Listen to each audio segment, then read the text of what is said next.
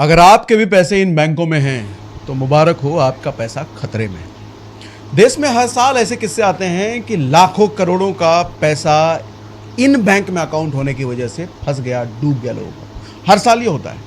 आज पूरा बैंकिंग का आपको काला चिट्ठा देने वाला हूँ। बैंकिंग इंडस्ट्री में कैसे आपके साथ फ्रॉड होता है, कैसे स्कैम होता है। मासूम लोग जो मेहनत की कमाई इन बैंकों में रखते हैं, एफडी के फॉर्म में, सेविंग अकाउंट के फॉर्म में, और इनका पैसा हवा हो जाता है, वो पूरा समझाने वाला हूँ कैसे होता है।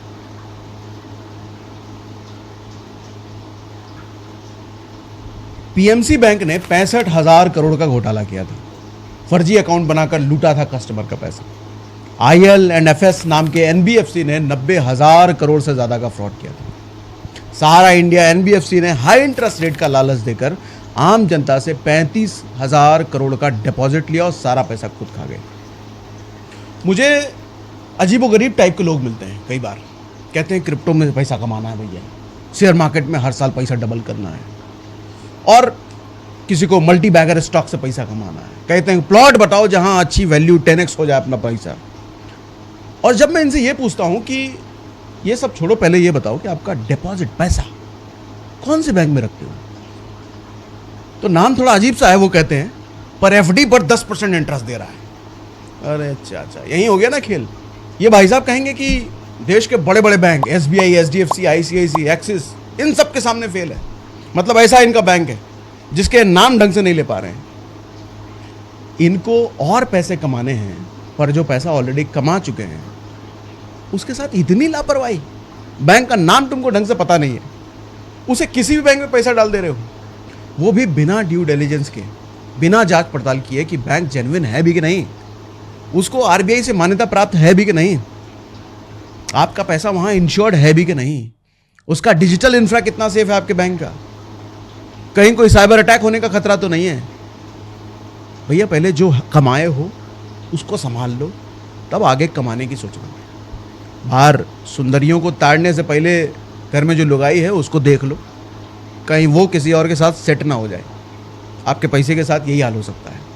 कहना क्या चाहता हूं मैं वो समझो, बात को पकड़ो, मजाक को नहीं। आपको पता है हर साल 50,000 से ज्यादा लोग बैंक फ्रॉड का शिकार होते हैं। इसमें से कई तो अपना पूरा का पूरा डिपॉजिट गवा देते हैं, कुछ नहीं मिलता, हाथ में कुछ नहीं, सारा पैसा जो बैंक में रखा था सब खत्म। हर साल ऐसा होता है, हर साल। अब तक सैकड़ों बैंक को RBI डी रजिस्टर कर चुका है, मतलब अपनी लिस्ट से हटा चुका है। ये सारे बैंक्स या तो कस्टमर को धोखा दे रहे थे या फिर देने की फिराक में थे। सिर्फ 2020 से अब तक RBI ने 58 बैंक का लाइसेंस कैंसिल किया है। अब तक 100 के करीब बैंक्स फेल होकर बंद हो चुके हैं। 2020 से 2025 तक बैंक फ्रॉड की वजह से लोगों का लगभग 3 लाख करोड़ डूब चुका है। सिर्फ पिछले साल 36,000 करोड़ लोगों का डूबा है। और ये लोग कौन होते हैं? ये हमारे और आपके जैसे आम लोग होते हैं, जिनको एहसास भी नहीं होता कि उनका ट्रस्टेड बैंक जिसमें वो पैसा डाल रहे हैं वही एक दिन हवा हो जाएगा। 2022 से 2024 तक डिजिटल फ्रॉड्स 700% बढ़े हैं। ये ज़्यादा करके आम लोगों के सेविंग अकाउंट को निशाना बनाते हैं। पीएमसी बैंक का स्कैम याद है? बैंक ने 21,000 फर्जी अकाउंट्स बनाकर लोगों से लाखों का डिपॉजिट पहले लिया। ये अकाउंट्स असल में एग्जिस्ट ही नहीं करते थे। 5,000 करोड़ से ज़्यादा का फ्रॉड था ये। इसमें से कई तो फाइनेंशियल लॉस को बर्दाश्त नहीं कर पाए और निकल लिए। अब तक 50 से ज़्यादा डिपॉजिटर्स की स्ट्रेस के कारण डेथ हो चुकी है। 2018 में 1551 अर्बन कोऑपरेटिव बैंक यानी कि शहरी सहकारी बैंक फेल हो गए। ऐसे ही कोऑपरेटिव बैंक में एक छोटे शहर में रहने वाले संजय ने अपनी बेटी की शादी के लिए 20 लाख रखे थे, क्योंकि उसको 8.5% इंटरेस्ट मिल रहा था उस बैंक से। लेकिन बैंक ने फ्रॉड किया और उसका सारा पैसा डूब गया और बेटी की शादी भी टूट गई। इन सभी बैंक स्कैम के 80% विक्टिम लो इनकम ग्रुप के लोग होते हैं, जो अपनी जिंदगी की सारी जमा पूंजी एक झटके में गवा बैठते हैं। यही हाल NBFCs का है, यानी कि नॉन बैंकिंग फाइनेंशियल कंपनीज। ये लीगली बैंक नहीं होते, इनके पास बैंकिंग लाइसेंस नहीं होता, लोग फिर भी इनके हाई इंटरेस्ट रेट मिलने के लालच में इनमें पैसा डाल देते हैं। 2019 में आरबीआई ने 1700 एनबीएफसीज के लाइसेंस कैंसिल किए थे। शारदा ग्रुप याद है, ये भी एक एनबीएफसी था। अकेले इस एक एनबीएफसी ने 1.7 करोड़ डिपॉजिटर्स का 30,000 करोड़ लूटा था। It was India's biggest chit fund scam. ऐसे हजारों एनबीएफसी हैं मार्केट में जिनको लोग बैंक मानते हैं, और मैं नाम नहीं लूंगा, आप खुद गूगल करके देख लेना, कहीं आपका बैंक ऐसे ही कोई एनबीएफसी तो नहीं है। पता है ये सब क्यों बता रहा हूं आपको? ताकि आप इस मुद्दे की गंभीरता को समझो और इसको हल्के में ना लो भैया, बिल्कुल ना लो, क्योंकि मेहनत पसीने की कमाई है। ऐसे ही कहीं किसी के झांसे में नहीं आना, कहीं भी किसी को नहीं दे देना। जस्ट वो बोलता है कि मैं बैंक हूं और आपने अपनी जमा पूंजी उसको दे दी, नहीं। पैसा चाहे जितना मर्जी कमा लो, पर बैंक ही अगर गलत चुन लिया है, सब जीरो हो जाएगा एक दिन। इसलिए बैंक चुनने से पहले किन बातों का ध्यान रखना पड़ता है, आज आपको इसका पूरा ज्ञान दूंगा, डिटेल में समझाऊंगा एकदम देसी में। कैसे एक सेफ और रिलायबल बैंक चूज किया जाता है, कौन से फैक्टर्स चेक करने चाहिए, स्मॉल फाइनेंस बैंक कितने रिस्की होते हैं, अगर बैंक भी डूब जाए तो आपका पैसा कितना इंश्योर्ड होता है, वो सब बात करेंगे। कोऑपरेटिव बैंक्स में पैसा रखना सेफ है या नहीं, और सबसे ज़रूरी स्कैम्स और फ्रॉड से बचें कैसे। तैयार हो भैया? शुरू करें? ठीक है। तो बैंक चुनते समय किन बातों का ध्यान रखते हैं, बात करते हैं यहाँ से। जब आप किसी बैंक में खाता खोलते हो ना, या पैसा जमा करते हो, तो भैया ये कुछ चीज़ें ज़रूर चेक कर लेना। पहला, क्या वो बैंक आरबीआई यानी कि रिजर्व बैंक ऑफ इंडिया से रिकॉग्नाइज्ड है, मतलब उसको आरबीआई से मान्यता प्राप्त है भी कि नहीं। देखो ये जो आरबीआई है ना, ये इंडिया के सारे बैंकों का बाप है। अगर बैंक आरबीआई के अंदर नहीं है तो वो रिस्की है। कहने को 1 लाख से ज़्यादा छोटे बड़े बैंक हैं भारत में, पर आरबीआई का लाइसेंस सिर्फ 2000 के पास है। मतलब सोचो कितना बड़ा गैप है। 1 लाख बैंक हैं और सिर्फ 2000 आरबीआई से मान्यता प्राप्त हैं। इसका मतलब 98,000 बैंकों का घपला करने का, आपके पैसे लूट कर भागने का चांसेस है। बताता हूँ भैया। देखो आरबीआई की ऑफिशियल वेबसाइट पर लिस्ट होती है अप्रूव्ड बैंक्स की। वहाँ जाकर आप चेक करो कि जिस भी बैंक में खाता खुलवा रहे हो उससे लाइसेंस सर्टिफिकेट मांगो। इंडिया में ऐसे कई सारे चिट फंड कंपनीज हैं जो बैंक जैसे दिखेंगे, बैंक जैसा ऑफिस खोलेंगे, लोगों का डिपॉजिट ले लेते हैं, वो भी बिना आरबीआई के लाइसेंस के। दूसरा, डीआईसीजीसी इंश्योरेंस है कि नहीं। ये होता है deposit insurance and credit guarantee. मतलब क्या होता है समझाता हूं। ये आरबीआई की एक ऐसी बीमा संस्था है जो आपके बैंक डिपॉजिट को प्रोटेक्ट करती है, इंश्योरेंस करती है। जैसे हम इंसान का लाइफ इंश्योरेंस कराते हैं ना, हेल्थ के लिए हेल्थ इंश्योरेंस कराते हैं ना, वैसे ही आपका पैसा जो बैंक में रखा हुआ है उसके इंश्योरेंस, उसके साथ कोई गड़बड़ी ना हो जाए, तो ऐसे ही डीआईसीजीसी, ये आरबीआई की एक सब्सिडरी है, वो आपके पैसे को प्रोटेक्ट करने का काम करती है। डीआईसीजीसी आपको 5 लाख तक का कवर देती है, मतलब 5 लाख तक की गारंटीड रीपेमेंट, मतलब आपका पैसा 5 लाख तक बैंक में रखा हुआ सेफ है। अब आप पूछोगे 5 लाख से ऊपर है तो समझाता हूं, वो सब समझाऊंगा। देखो भैया 5 लाख की बात कर रहा हूं ना, तो एक बात ख्याल में आए कि 5 लाख इंश्योर करने के लिए आपके पास 5 लाख पहले होने भी चाहिए डिपॉजिट में। ऐसा नहीं है कि आपके 1000 रुपए के डिपॉजिट पड़े हैं और आपको 5 लाख का इंश्योरेंस मिल जाएगा, ऐसा नहीं होगा। 1000 पड़े तो 1000 का ही मिलेगा।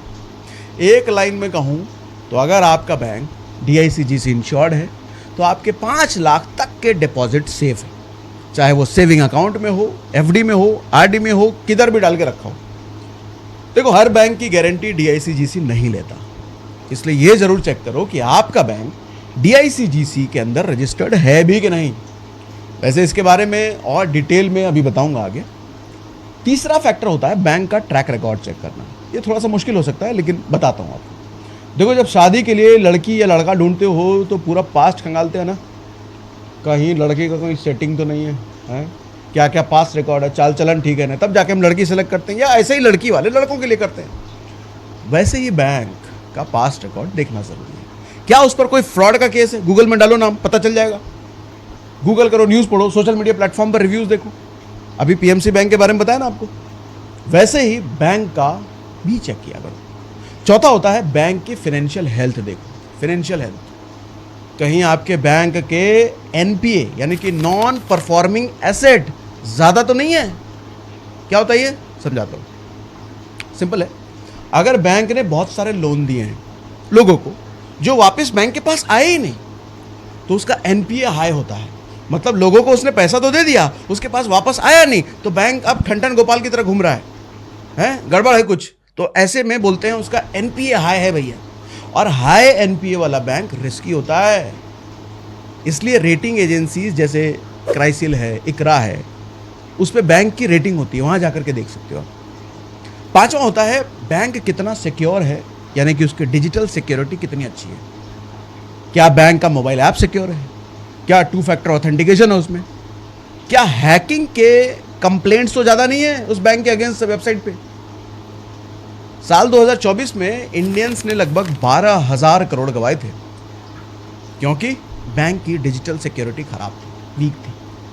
उड़ गए भैया। और ये सारी चीजें लीगल हैं, आप कुछ नहीं कर सकते।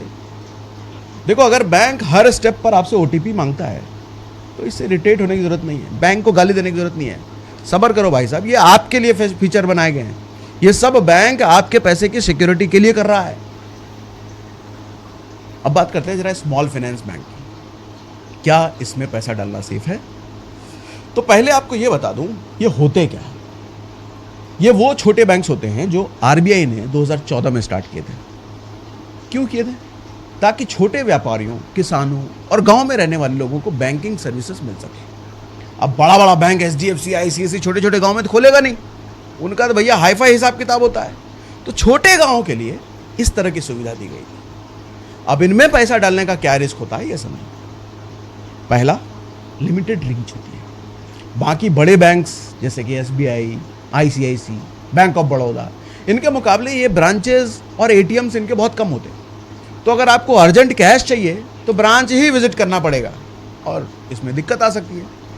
दूसरा होता है हायर एनपीएस, एनपीए, वही जो पैसा दे करके वापस बैंक के पास नहीं आता। इनका फोकस आरबीआई के प्रायोरिटी सेक्टर जैसे कि एग्रीकल्चर पर होता है, जहां लोन डिफॉल्ट का रिस्क सबसे ज्यादा होता है। अब किसानों को भी तो लोन चाहिए, लेकिन किसानों के साथ दिक्कत ये होती है कि लोन रिकवरी नहीं होती बैंकों की। किसानों का लोन ज्यादातर बैंक के पास वापस आता नहीं है। अब क्या करें, उनकी भी मजबूरी है। ये सब किस्से तो आप जानते हैं। मतलब आपका पैसा डूबने के चांसेस थोड़े ज्यादा होते हैं इन बैंकों में। तीसरा, कैपिटल कम होता है, ज्यादा पैसा नहीं होता इनके पास। कहने को तो इनका रेगुलेशन आरबीआई कर रहा होता है, लेकिन कई बार इनके पास लार्ज बैंक जितना कैपिटल नहीं होता, पैसा नहीं होता भैया। अब आप पूछोगे कि मुझे क्या करना है, इसमें क्या दिक्कत हो सकती है? तो सुनो चाचा, 2021 में कुछ स्मॉल फाइनेंस बैंक में कम कैपिटल होने की वजह से लिक्विडिटी इशू आए थे। लिक्विडिटी इशू आने का मतलब उनके पास कैश नहीं है, पैसा नहीं है, जिसके कारण हुआ क्या, उन्होंने डिपॉजिटर्स को विड्रॉल पर लिमिट लगा दी। मतलब जरूरत पड़ने पर आप अपना ही पैसा नहीं निकाल पाओगे।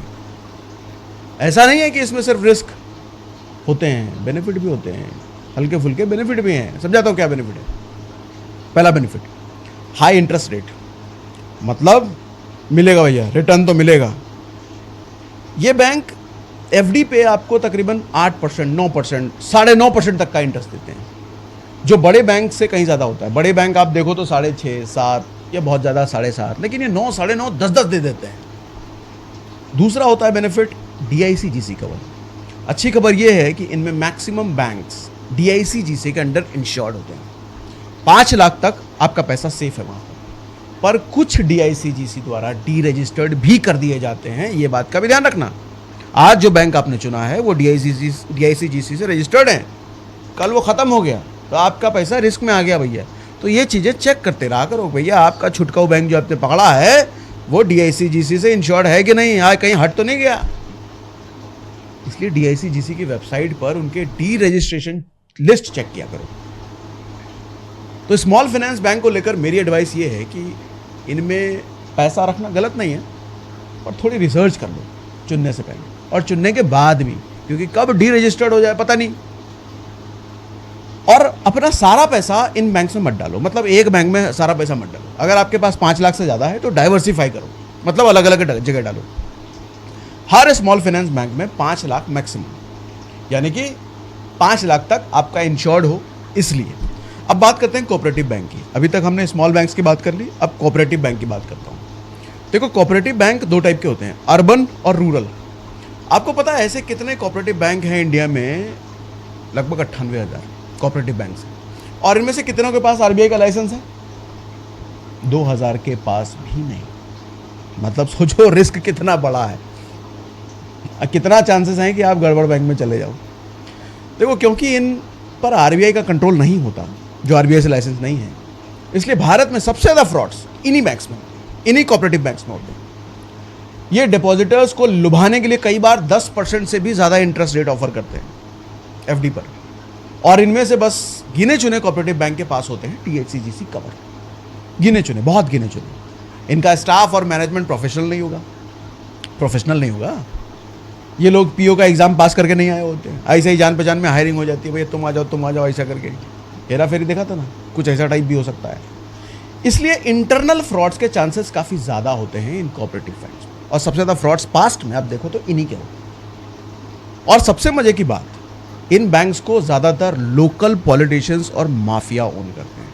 अब समझना ध्यान से, बहुत ध्यान से समझिएगा, आप रिलेट कर पाओगे पुरानी घटनाओं से। देखो, देश के पॉलिटिशियंस कितने ईमानदार होते हैं ये हमको बात करने की जरूरत नहीं है। ये लोग कोऑपरेटिव बैंक क्यों खोलते हैं, माफिया वगैरह जो होते हैं? असल में इनका मकसद शुरू से ही फ्रॉड करना होता है। सबसे पहले ये क्या करते हैं कि ये बैंक्स में हाई इंटरेस्ट रेट का लालच दिखाकर मासूम लोगों का पैसा, करोड़ों रुपए डिपॉजिट करवाएंगे।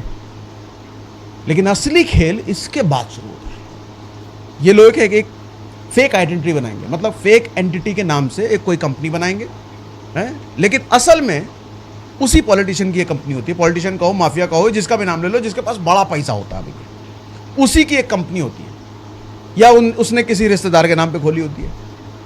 और सबसे बड़ा स्कैम अब होता है, बैंक का 70% से भी ज्यादा डिपॉजिट इसी फेक कंपनी को लोन के तौर पे दिया जाता है। जैसा कि अंदाजा था, वो लोन कभी वापस नहीं आता बैंक के पास, लोन डिफॉल्ट हो जाता है, वो पैसा बैड लोन बन जाता है, और नतीजा डिपॉजिटर का पैसा डूब गया। क्योंकि जो डिपॉजिटर होते हैं आम लोग होते हैं, मिडिल क्लास के लोग होते हैं, उन्हीं का पैसा उठा करके तो इनको लोन दिया जाता है, और वो लोन बैंक में कभी वापस नहीं आता, तो गया पैसा फिर इन माफिया की जेब में गया। ये पूरा सिस्टम इस तरह डिजाइन किया होता है कि स्कैम के बाद भी सब कुछ लीगल दिखता है, कुछ इसमें इलीगल नहीं है। मैंने पीएमसी बैंक का बताया था ना अभी शुरुआत में, वो भी एक कोऑपरेटिव बैंक था, Punjab and Maharashtra cooperative bank. उसके स्कैम में 9 लाख से ज़्यादा लोगों का पैसा फंसा था, 9 लाख लोग, और कई लोगों के स्ट्रेस में तो जान भी चली गई थी। क्या करें भैया, बहुत बड़ी मेहनत से कमाई होता है पैसा ना, ऐसे कहीं से पैसा आ गया ऐसा नहीं है ना। हर साल सैकड़ों कोऑपरेटिव बैंक खुलते हैं और बंद होते हैं। हर साल करीब 10-15 कोऑपरेटिव बैंक अपना लाइसेंस खो देते हैं। जिन बैंक का ये नहीं पता कि वो कल है भी कि नहीं, लोग उन बैंक में 5-5 साल की एफडी करके बैठे रहते हैं, फिर बाद में पछताते हैं। देखो, इन बैंक को लेकर के मेरी एडवाइस सिंपल है, सिर्फ 2-3% एक्स्ट्रा इंटरेस्ट के लिए अपना पैसा इन बैंकों में मत डालो। रिस्क पूरे कैपिटल पर आप डाल रहे हो, और एक्स्ट्रा मिला तो सिर्फ 2-3%। क्या तुक है ये, बेतुक बात। अगर 5 रुपए का नोट गुम जाने पर आपके पसीने छूटने लगते हैं, हाथ पैर फूलने लग जाते हैं, ऑक्सीजन चढ़ाने की नौबत आ जाती है, और आपको लगता है कि आपकी पूरी रियासत लूट गई, तो भैया ये बैंक्स आपके लिए नहीं है। हाँ, अगर रिस्क बर्दाश्त करने की क्षमता है तो फिर आपकी मर्जी है। अब चलो थोड़ा डीआईसीजीसी इंश्योरेंस के बारे में बताता हूँ डिटेल में। जैसा कि मैंने आपको पहले बताया कि ये एक ऐसा सेफ्टी नेट है जो आपके बैंक डिपॉजिट को प्रोटेक्ट करता है। अगर आपका बैंक डीआईसीजीसी इंश्योर्ड है और वो बंद हो जाता है, दिवालिया हो जाता है, तो ये डीआईसीजीसी हर डिपॉजिटर को 5 लाख तक का बीमा देता है। मतलब डीआईसीजीसी हर डिपॉजिटर को 5 लाख तक वापस कर देगा। प्रिंसिपल और इंटरेस्ट दोनों मिलाकर, ध्यान रखना, डिपेंडिंग ऑन डिपॉजिट वैल्यू। आपके अगर डिपॉजिट 1 ही लाख है तो 5 लाख नहीं मिलने वाला, 1 ही लाख मिलेगा। मान लो कि अगर आपके एफडी में 7 लाख रुपए जमा पड़े हुए थे, बैंक डूब गया, तो डीआईसीजीसी आपको 5 लाख तक दे देगा। बाकी 2 लाख का आपका गया, वो गया पानी, वो नहीं मिलने वाला।